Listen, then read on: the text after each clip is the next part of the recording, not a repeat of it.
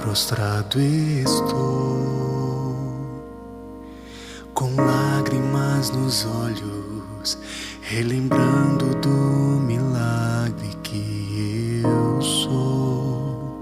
Com gratidão, humilhado aos teus pés, te adoro, Deus, te adoro, Deus. Por mais que eu tente te agradar, nunca será suficiente como adorar o grande eu sou, o soberano Deus, aquele que me criou, que me amou e se entregou por mim. Não há maior amor que o teu, Jesus, infinito e verdadeiro, sem rancor, que me ama como sou, que me aceita como estou, que se interessa por mim, pecador. Teu sacrifício lá na cruz me garantiu a vida eterna. Por isso ergo a minha voz, rendo todo o meu louvor a Cristo Redentor.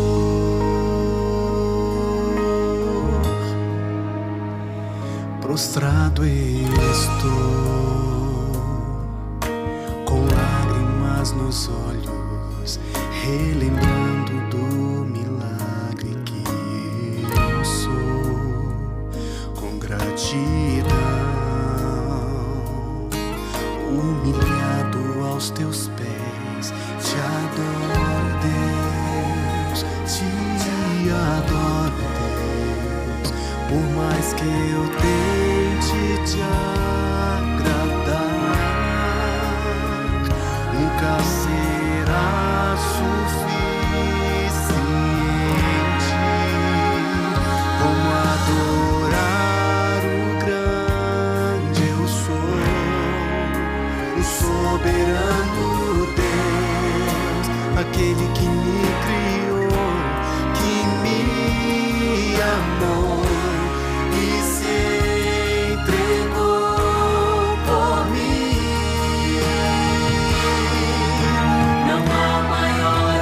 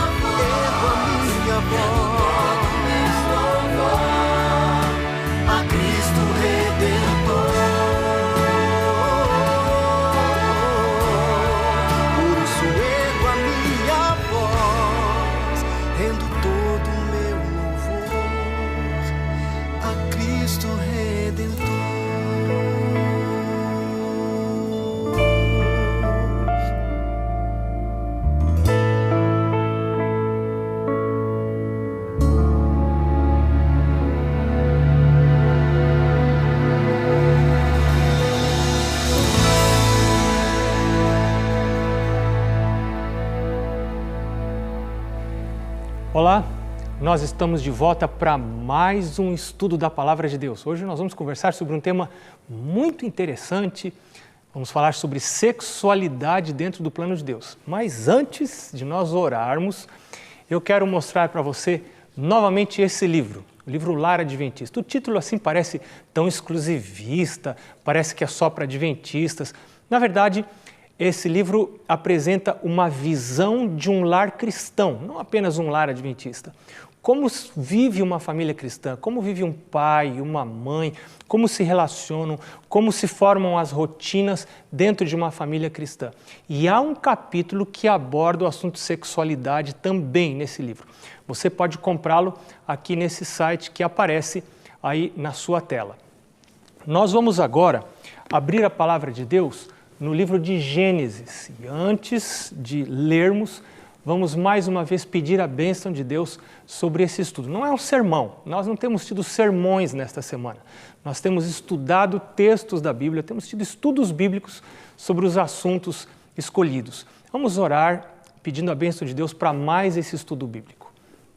Senhor Deus, é um privilégio segurar em nossas mãos a Tua palavra, a Bíblia, que o Senhor tem usado para blindar pessoas, para blindar famílias, abençoar casas, lares, sustentar, levantar aqueles que estão feridos, que foram feridos pela vida. E agora, Senhor, mais uma vez nos aproximamos, pedindo a presença do Senhor, a presença do Espírito Santo, enquanto estudamos este livro sagrado. Nós rogamos estas bênçãos em nome do Senhor Jesus. Amém, Senhor. Gênesis capítulo 1, versos 27 e 28, diz assim a palavra de Deus. Criou Deus, pois, o homem à sua imagem. A imagem de Deus o criou. Homem e mulher os criou. E Deus os abençoou e lhes disse: sede fecundos, multiplicai-vos, enchei a terra e sujeitai-a, dominai sobre os peixes do mar, sobre as aves do céu e sobre todo animal que rasteja sobre a terra. O que a gente aprende a partir desse texto da palavra de Deus? Primeiro, nós vemos que Deus é o nosso Criador. Deus criou o corpo humano. Nos versos anteriores, a Bíblia diz que Deus viu tudo quanto havia feito e eis que era muito bom.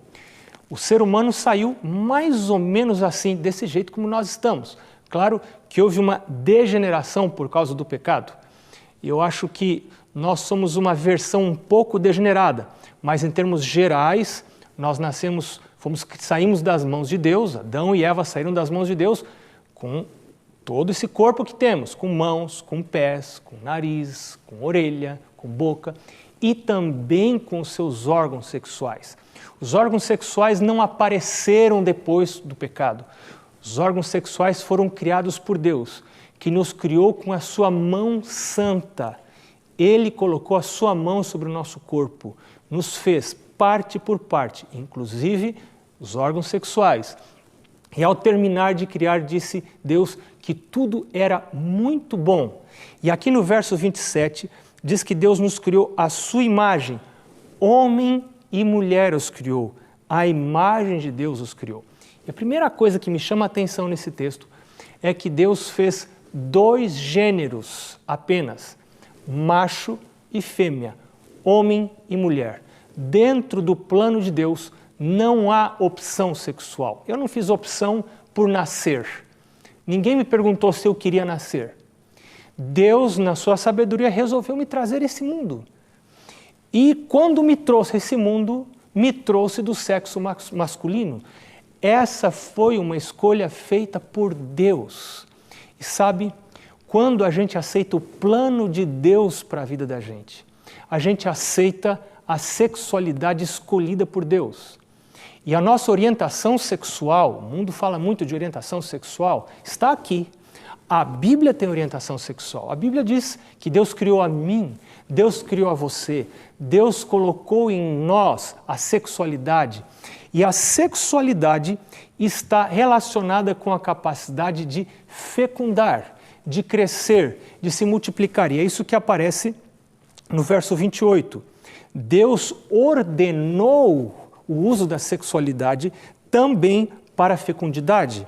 Deus os abençoou e lhes disse, verso 28, sede fecundos, multiplicai-vos, enchei a terra e sujeitai-a. Nós temos um outro texto, e este texto está em Gênesis capítulo 2, verso 24, que diz, por isso deixa o homem pai e mãe e se une à sua mulher, tornando-se os dois em uma só carne. Nós já vimos isto no tema de ontem, esse processo, essa ordem em que Deus diz, primeiro, deixa o homem pai e mãe, se afasta da sua família de origem. Segundo lugar, se une à sua mulher. Aí há uma conotação de compromisso vitalício. E por fim, se tornam os dois uma só carne. Esse uma só carne que está aí na sua Bíblia é relação sexual. Como eu sei disso? Se você for em 1 Coríntios, primeira epístola aos Coríntios, capítulo 6, verso 16, você vai ver que Paulo faz uma ligação entre as duas ideias. Relação sexual e tornar-se em uma só carne. Desse conjunto de textos, Gênesis capítulo 1, 27 e 28, Gênesis capítulo 2, 24, nós chegamos a algumas conclusões interessantes a respeito do que Deus considera como uma sexualidade pura, uma sexualidade santa. Pessoas santas podem ter atividade sexual santa na presença de Deus, porque tudo que nós fazemos, fazemos para a glória de Deus, inclusive quando desempenhamos ou vivemos a nossa sexualidade. A sexualidade pura aos olhos de Deus, ela possui 6 características básicas e eu quero partilhar isso com você agora. A primeira destas características é que a sexualidade pura deve acontecer entre 2 pessoas, somente entre 2 pessoas. Não é com 3 pessoas, não é com 5 pessoas, ela não ocorre com 10 pessoas, ela deve ocorrer entre 2 pessoas. Também a sexualidade pura não é com uma pessoa apenas. O sexo consigo mesmo é masturbação. Masturbação é algo mais simples. É muito mais simples você obter a gratificação sexual através da masturbação do que através de um relacionamento, porque relacionamentos são coisas muito complexas. Você precisa perdoar. Você precisa relevar algumas coisas, você precisa ceder, você precisa estar disposto a se sacrificar, você precisa aprender a amar, porque amor é uma coisa que vem de Deus, não vem da outra pessoa. Tudo isso é importante quando você vive a sua sexualidade com uma outra pessoa. Agora, quando uma pessoa se masturba, ela não precisa nada disso. Ela pode se afastar do convívio social, lá sozinha, obter gratificação sexual. E com muito mais facilidade ela vai voltar a esta prática. No meu trato, lidando com famílias, eu tenho acompanhado casos tristes de casamentos desfeitos por causa da masturbação. Existem pessoas que já na lua de mel se afastam do cônjuge para buscar uma gratificação mais fácil, mas muito alienante, que tende a afastar a pessoa do convívio social.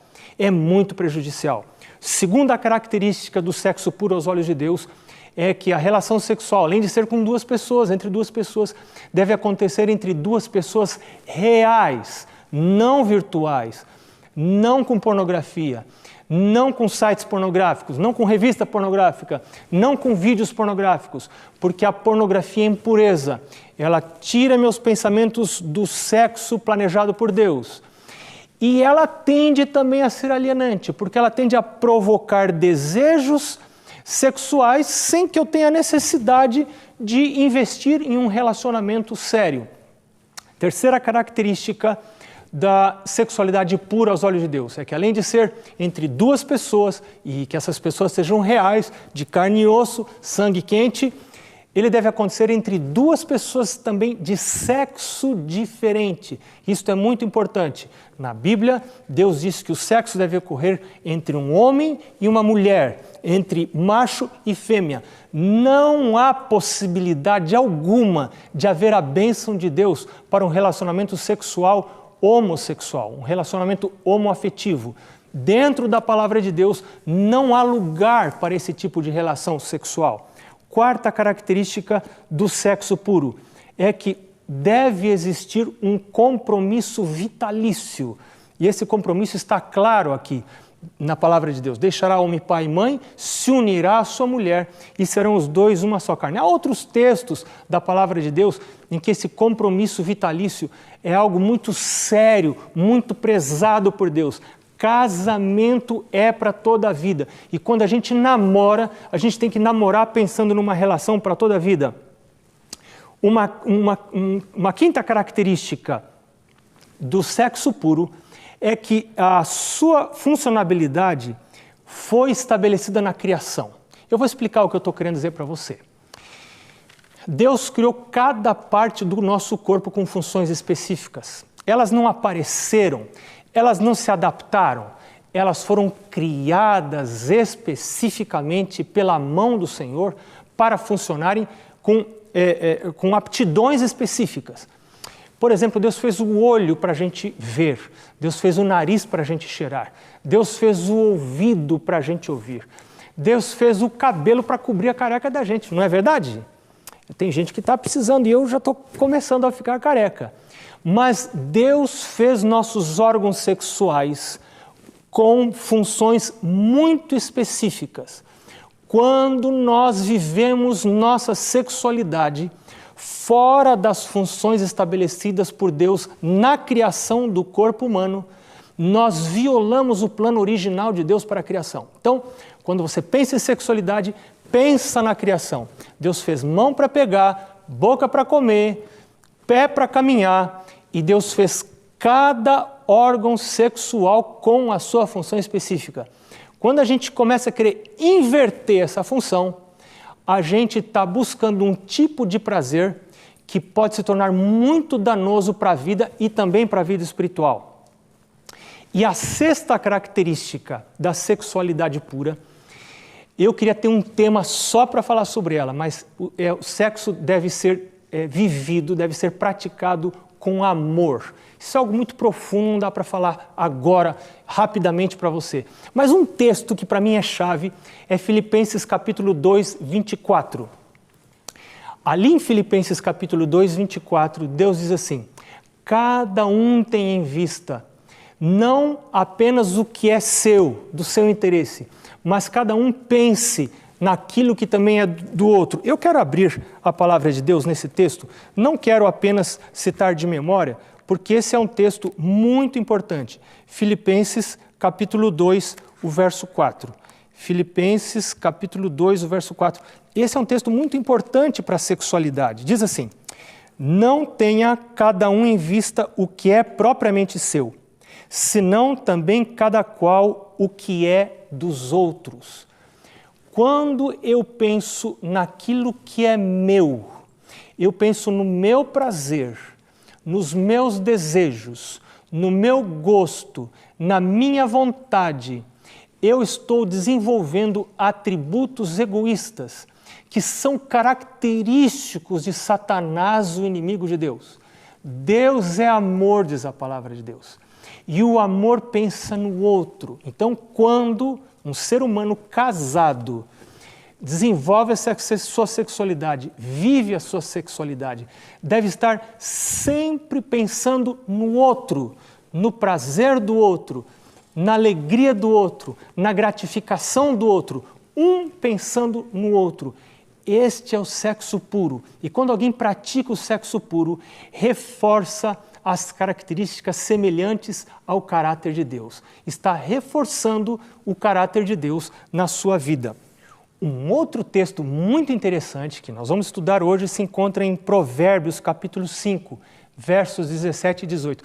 Nesse texto, Deus nos mostra com muita clareza que relação sexual não existe e não foi criada por Deus apenas para procriar. Eu sei que existe gente que diz que relação sexual é um mal necessário. Esse conceito não encontra base na palavra de Deus. Tem gente que diz que relação sexual só é lícita aos olhos de Deus quando for com a intenção de ter filhos. Isto não encontra base na palavra de Deus. A Bíblia não diz isso. Provérbios capítulo 5, versos 18 e 19, diz assim a palavra de Deus: seja bendito o teu manancial, e alegra-te com a mulher da tua mocidade, e embriaga-te sempre com as suas carícias. se eu entendo bem a palavra de Deus, Deus não está falando de procriação. Deus está falando de prazer. Nós temos um Deus bom. Salmo capítulo 37, verso 4 diz: agrada-te do Senhor e Ele satisfará os desejos do teu coração. Sabe, Deus colocou no meu coração, no seu coração, o desejo por viver uma sexualidade saudável. Deus tem prazer em ver seus filhos quando se alegram com a sua sexualidade de modo saudável, dentro do plano de Deus, dentro do casamento. E esse texto deixa muito claro que o plano de Deus para a sexualidade não é apenas para procriar a espécie, não é apenas para ter filhos, mas também é para desenvolver a intimidade entre o casal, para dar prazer, para provocar memórias felizes que unam mais e mais este casal. Por fim, eu quero quero ir junto com você para 1 Coríntios capítulo 7, os versos 3 a 5. Aqui existem alguns conceitos muito interessantes a respeito da sexualidade, a respeito da atividade sexual dentro do plano de Deus, de casados, pessoas cristãs. No verso 3, olha que interessante, Paulo diz: o marido conceda à esposa o que lhe é devido e também semelhantemente a esposa ao marido. Sabe, isso quer dizer que a atividade sexual, que é o contexto desse texto, é um dever, é uma dívida que o marido deve pagar à esposa, alegremente, claro. A esposa deve pagar ao marido. Esta é uma ordem de Deus. Deus está dizendo que quando a gente casa, a atividade sexual, o relacionamento sexual é parte integrante da vida dos casados. No verso 4, a palavra de Deus diz que a mulher não tem poder sobre o seu próprio corpo, e sim o marido. E também, semelhantemente, o marido não tem poder sobre o seu próprio corpo, e sim a mulher. Ou seja, há uma autoridade mútua nesse tipo de relação. Há uma autoridade mútua. Eu preciso pensar nas necessidades da minha esposa. Minha esposa precisa pensar nas minhas necessidades. E às vezes a gente precisa deixar de lado algum cansaço, deixar de lado alguma dor de cabeça, porque o nosso cônjuge está tendo alguma necessidade que nós não estamos tendo no momento. E o verso 5 diz: não vos priveis um ao outro. Começa com o conselho de Deus para que não haja interrupção na atividade sexual, não haja privação da atividade sexual. E aí Paulo apresenta 4 razões pelas quais pode haver uma privação ou uma interrupção da atividade sexual. E o interessante é que essas 4 razões devem aparecer juntas, todas elas, senão não deve haver interrupção da atividade sexual de um casal. A primeira delas, e que aparece no verso 5, é que essa interrupção deve ser por mútuo consentimento. O marido deve concordar em interromper a atividade sexual costumeira, a esposa deve concordar em haver uma interrupção, uma privação da atividade sexual. A segunda razão para se interromper é que seja por algum tempo, ou seja, para que haja interrupção, para que haja privação, essa privação deve ser limitada por um tempo, ela não deve ser indefinida, ela não deve ser para toda a vida. Eu sei, já ouvi dizer de pessoas que dizem: eu tenho um casamento que é apenas espiritual, é um casamento que não é físico. Então eu quero dizer para você, em nome de Jesus, pela palavra de Deus, que um casamento que é espiritual, ele também é físico.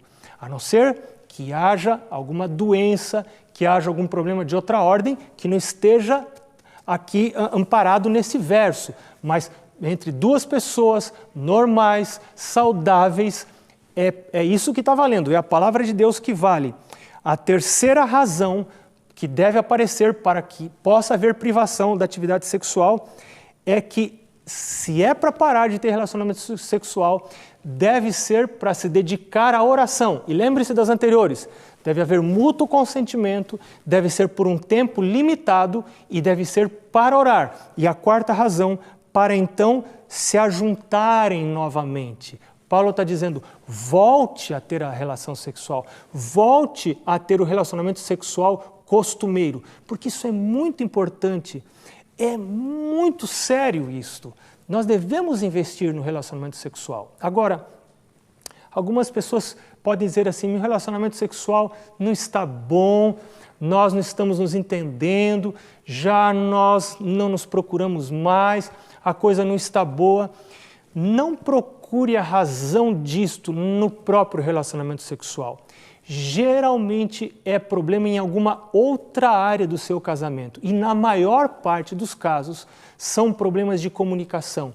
O casal pode estar passando pouco tempo juntos, eles talvez não estão desenvolvendo rotinas que os aproximem, talvez não estão fazendo culto familiar juntos, talvez não estão se esforçando para irem juntos à cama, pode ser que não estejam tirando férias juntos, pode ser que não estejam tomando as refeições juntos, ou seja, é preciso buscar atividades que unam, que desenvolvam a comunicação entre o casal. E estas outras coisas, como também buscar o reino de Deus, buscar a santidade na presença de Deus, estas outras coisas vão ter influência no relacionamento sexual. O Robson vai cantar agora. O Robson vai cantar de milagres. O Robson vai pedir ao Senhor um milagre. E eu quero convidar você para cantar comigo. Cantar pedindo ao Senhor um milagre. Restaura, Senhor, o amor no meu lar. Senhor Deus, faça do meu lar um cantinho do céu. Molda os meus pensamentos, para que eu tenha pensamentos puros, pensamentos santos, e que mesmo a minha sexualidade seja praticada na presença do Deus, que é o meu Criador.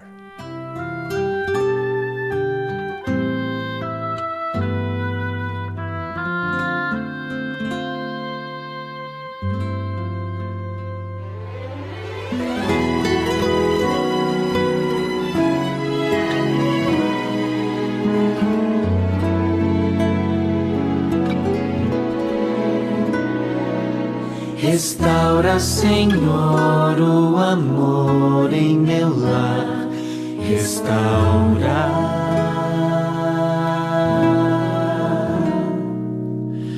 Torna meu lar um cantinho do céu. Te peço.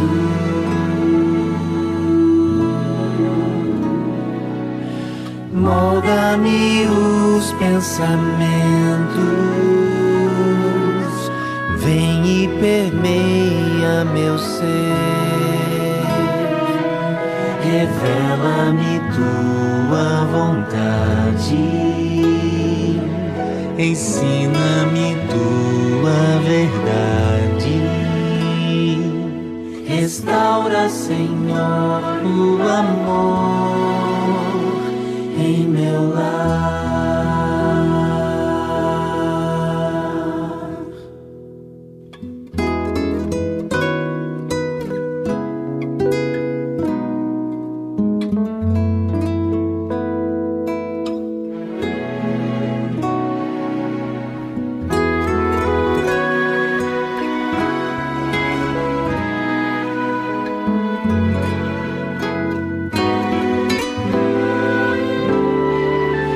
Restaura, Senhor, o amor em meu lar.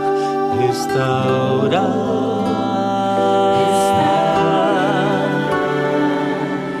Torna meu lar um cantinho do céu. Te peço.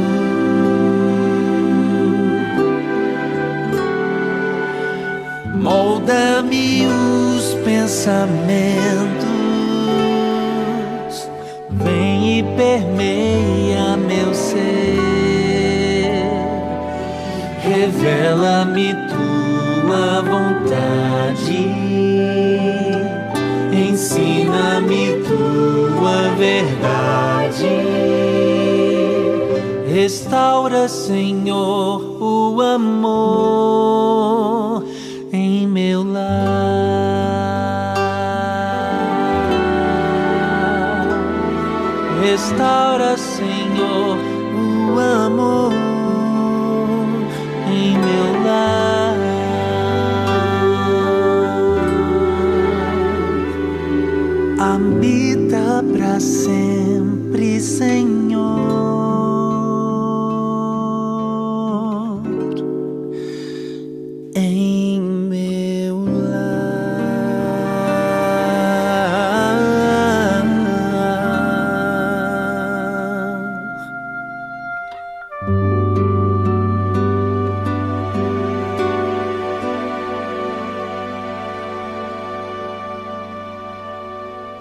Nós louvamos o Teu nome, Senhor Jesus, porque o Senhor colocou em nós, os seres humanos, a capacidade de desfrutar gratificação sexual. O Senhor é um Deus bom, que quer nos dar coisas boas. E nós hoje queremos entregar a nossa sexualidade em Tuas mãos e pedir que o Senhor faça parte da nossa vida sexual. Que o Teu Espírito Santo, que os Teus anjos nos motivem a utilizar este dom na presença de Deus para crescimento espiritual, para desenvolvimento do caráter e não para a nossa perdição. Abençoa os casais, casados que aqui estão e aqueles que estão buscando o casamento, que a Tua bênção esteja sobre a vida deles e sobre a vida de todos nós que queremos seguir os Teus planos em nossa vida. Em nome de Jesus. Amém.